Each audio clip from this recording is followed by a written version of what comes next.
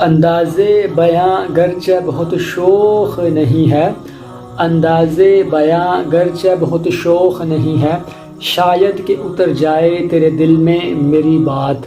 السلام علیکم، کیسے ہیں آپ؟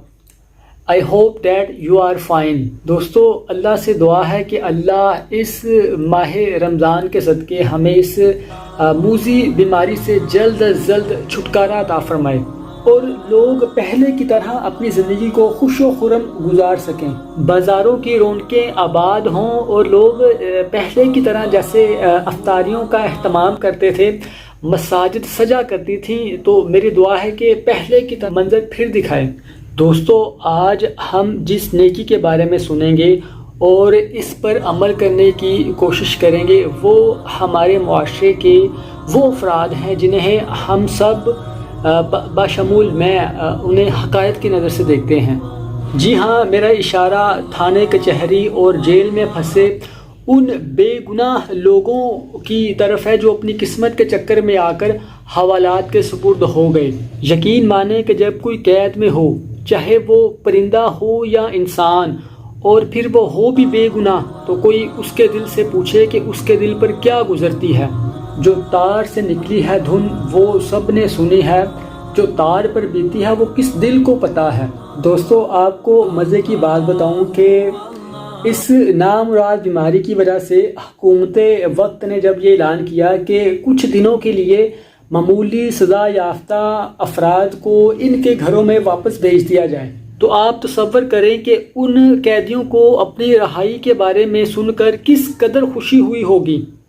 اور پھر اگلے ہی لمحے جب حکومت وقت نے دوبارہ یہ اعلان کیا کہ نہیں، اس کی کوئی ضرورت نہیں، تمام قیدی اپنی سزا پوری کریں گے، تو آپ ذرا سوچیں کہ ان قیدیوں کے دلوں پر کیا بیتی ہوگی، وہ قیدی جو بے جا مقدموں میں پھنسے ہوں گے۔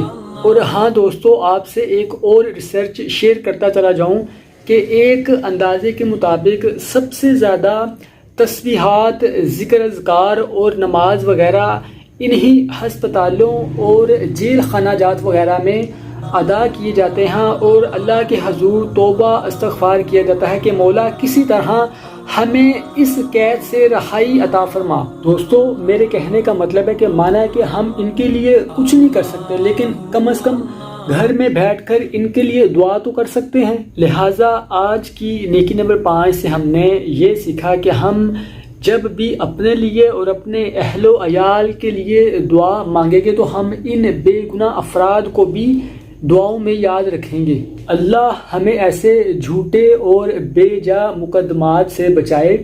اللہ ہم سب کا حامی و ناصر ہو۔ دوستو، اگر آج کی نیکی آپ کو اچھی لگی تو اس ویڈیو کو لائک کریں اور میرے چینل کو سبسکرائب کریں۔ ملتے ہیں کل ایک اور نئی نیکی کے ساتھ، تب تک